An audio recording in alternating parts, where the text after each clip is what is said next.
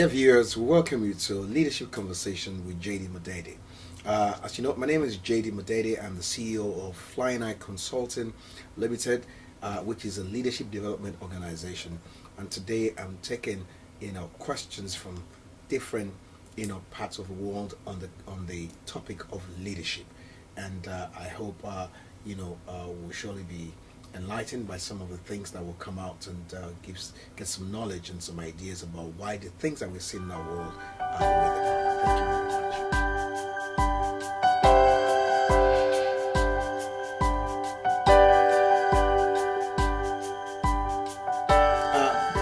I believe that this is the problem with the institution of democracy at the moment, and you can see it evident a lot in the context of third world. If you go into the Western world, the populace have been empowered, educated, and tutored to let them know that the people own the power. So the people make you accountable to them. Once you're not accountable, they will get rid of you because they voted you in.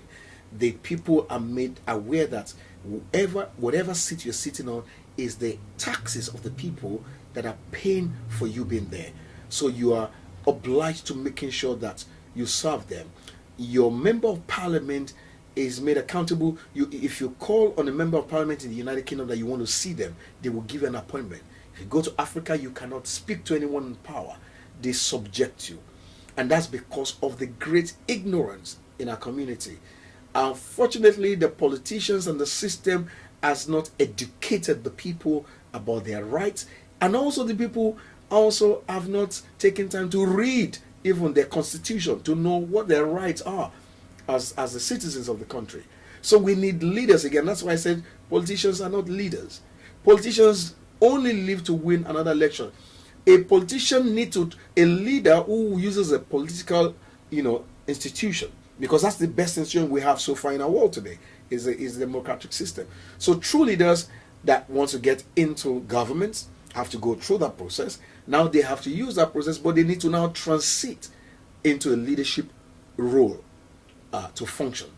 Now, and this is a place now they begin now to make the people important to them. They listen to the voice of the people. They say, we are here to serve the people. Now they educate the people. The political system itself actually should be educating the people. Whatever, election system that we have in place in all our countries, they should have an arm that actually educates the people about their power when it comes to voting and things like that. They should educate the people that these people we're voting in, you are the one that you're electing them. Number two, you are the one that can remove them as well. You're the one actually that there to serve as well. So you can bring your grievances to them, and they're supposed to represent the interest of the people. That's why we have all this House of Legislature and things like that. Like in Nigeria, for example, we have the House of Assembly, which is the lower house. We have the Senate. All those people are supposed to actually represent the interests of their communities, their regions, their constituencies. They're supposed to fight for the people. However, the masses themselves are so ignorant of that. So we need a major call, and I said before, we need a major call of reorientation nationally to the whole community. So my advice to governments, for example, right now, who are true governments and who really want to serve the people, before another election comes, they're supposed to be letting the people know the power that is residing with the people. Educate them. Send all the people representing the different regions to educate all their local regions, the state regions, their whatever place that as they divide the communities, they should educate them to let them know. And I think this is where now we begin to have a better understanding and a better move. Also, we need to do this with the younger people. I think this is a call, especially among emerging leaders. And I work with a lot of young people, youths, and I have a major program setting up right now to educate young people, especially university students, young couples, young professionals. We don't need professional politicians. We need young professionals that are, thinkers, people that are solution providers, to begin now to get involved in politics, to know that we need to rescue our nation from the hands of people that has held us captive for many years. And I think this is one of the assignments of leadership in our countries.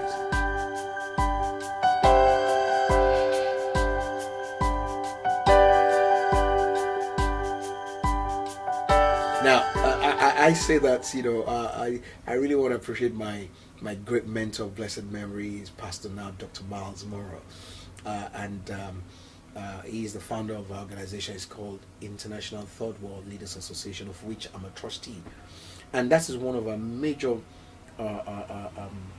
focus, that everyone is born a leader, but unfortunately not everyone will become a leader, because leadership is inherent in every person, every human. Our maker and divinity never created anyone better than the other. However, there's a process that you need to go through to become what is inside of you. The fact that a thing is called whatever it's called does not mean that it becomes that thing. The fact that you have a bomb does not mean it's going to blow up. It needs a detonator. So leadership is inherent, but you need to develop that leadership that's inside of you. And that requires a process. That requires mentoring. That requires the right environment. That requires the right attitude, which is birthed out of the quality of knowledge that you're given the opportunity. So the quality of knowledge or education you have actually enhances what is inside of you. That is why I said the quality of education that we have in our world today is so short that is not actually bringing what is inside of us out, rather giving to us certain things that we are angry with. All our lives, people wake up in the morning and go into a job that they're angry with all their lives. So they never really become their true self. In leadership, that is the place that you become or you manifest your true self. It's a process of discovering of your purpose. Leadership begins with discovery of purpose. Purpose is you knowing the reason for your existence. Your purpose, you begin to see it in pictures. That's what we call vision. That's why leaders are visionary people. And your vision is what begins to motivate you. That's why leaders are people that have personal motivation. They don't need anybody to encourage them. They don't need anybody to wake them up. They don't need anybody to tell them, it's time for you to go to work. No. They have internal motivation. And their motivation makes them so passionate. Leaders are people that have discovered something they're so passionate about that it's too late for you to threaten them. They're willing to die for it. And their passion inspires others. They're so inspired that people begin to be influenced by their passion. Leaders always influence, and the result of that is leadership. So leadership is a result of those many things that you do. It's not a pursuit. You don't wake up one day and say, I want to be a leader. No. Leadership is a result of many things that we do in a world. So we need to get to the place whereby we begin to re-educate. We need to change our education process so that we can develop the leader. Leaders are not birthed by reason of, or are not produced by reason of their office, their title. The fact that you are the CEO of this company does not necessarily make you the leader of it. I was running a training in a bank in the country of Nigeria just a few months back. And in all the sessions I had, my first question to all the delegates in the classes I had was, what's the vision? What's the vision of this bank? And nobody could tell me except one young man. And I believe that is one of the qualities of a leader. If you're working for an institution and you don't know the vision, you don't know the reason, you don't know where we're trying to go, then you probably do a lot of things in error. You do it the way you want. While there's a set vision. The vision is what is supposed to make the institution, the banking institution, a leading bank amongst its equals. The vision is supposed to distinguish. But if we are not aware of that distinguishing feature, how can we be a lead bank in the midst of others? So leadership starts with vision, So we need to get back to the place whereby we develop, or we put our young people in the environment whereby it enhances what is inside of them. We need lead chefs, lead singers, lead vocalists, lead basketball players, lead sportsmen, whatever. Your gifting as well. Can I add this? Your gifting is your tool to discovering your leadership area as well. So leadership, that's why I say it's not in your title, it's not in your position, it's in what you discovered. So you see people that they call this is the lead voice or lead journalist, is a leader in journalism. And so your area of gifting is what sets you up for your leadership as well, so to speak. So things like that are very important to developing the leader that is inside of you. So the fact you're born a leader doesn't mean that you become a leader. I was in a conference in Africa was speaking at a conference, and somebody said, "How do you become a leader now without you going into politics?" And I began to see how shallow the mentality of the populace begins to be, because people think without you going to politics, you cannot be a leader. Political leadership is different from other areas of leadership. That's just one area of leadership, and I think this needs education.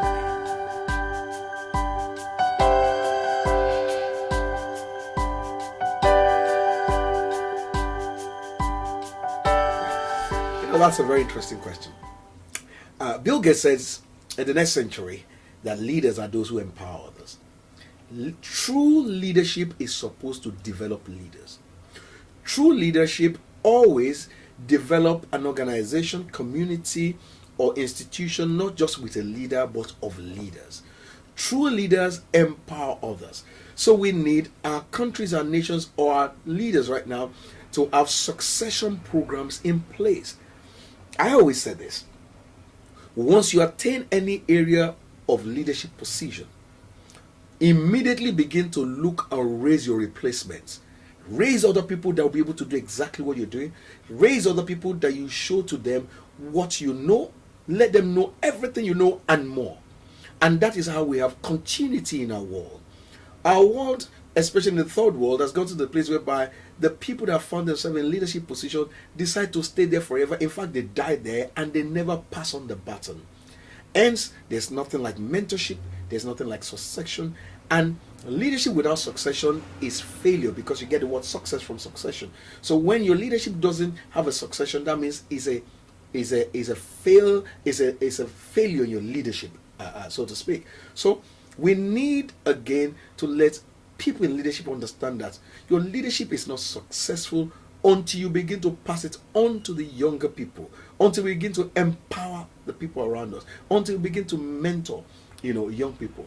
Our world needs emerging leaders, because there's some leaders, and this is a very strange thing.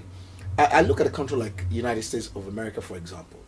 When you listen to some of the leaders speak in the United States, they refer back to the founding fathers of the vision of the United States, because the founding fathers had certain things in their mind. They had a certain spirit, they had certain agendas and vision, and they passed on this vision, and the generation beyond continue with that vision. So they always talk about the American dream.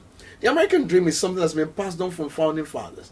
So they refer to that and they keep on pursuing that. If you go into Asia as well, in Asia, in China, they have a vision for the nation as well. And that vision is passed down generation onto generation as well. Hence you see continuity in their community, in their society, in their countries. In the third world, what we've done is that we've had great leaders. Many other countries, you can talk about Great Nkrumah of Ghana, you can talk about Obafemi Awolowo in Nigeria, you can talk about leaders of Nelson Mandela in South Africa. Those people didn't stay in the position of leaders. They fought for the liberation of the country. They had great ideas, philosophies, and they passed it, handed over power to the coming generation. And they expect that generation as well to hand it down as well, so that leadership is dynamic and is fresh. We need fresh minds. We need young people, with young ideas, innovative ideas.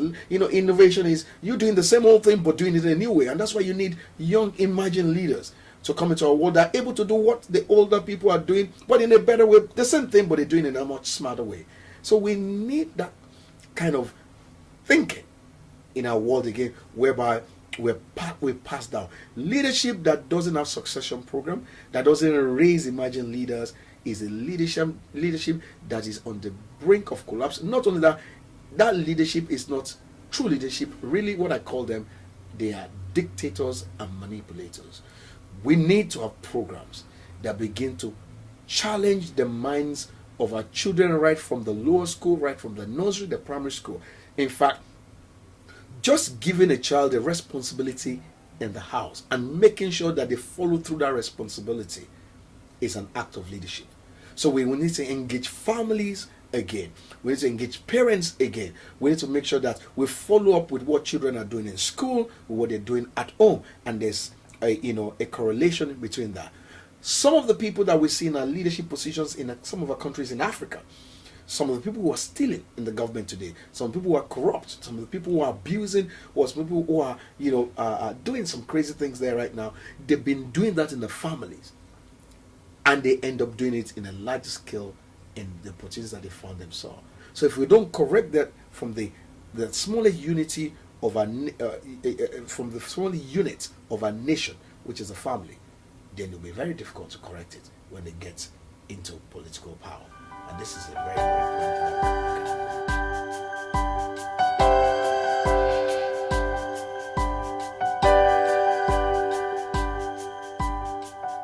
Dr. Mara said, this is his vision, translating or transforming,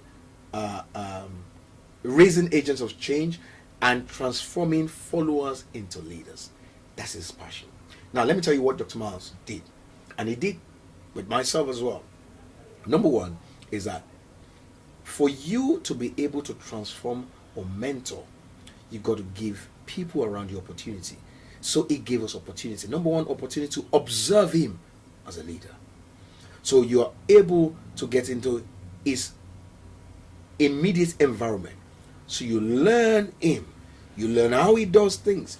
You learn how he relates. So it's not somebody, today inside and somebody outside. A lot of our leaders today, you only know them by their reputation. Reputation is what you see on the outside. But you don't know their true character. That is what, is hidden from all the eyes of the people. Their true character. So leadership needs to, in the context of Africa, as you ask, leaders in our world needs to create opportunities for young people to observe them. Platforms to be able to be close to what they're doing. A lot of leaders in our world today cannot afford that because what they are closed door is different from what they are when they're in the public place. So there's no integrity. Integrity means integration. So they say one thing, but what they do is a different thing, and who they are really is different as well. So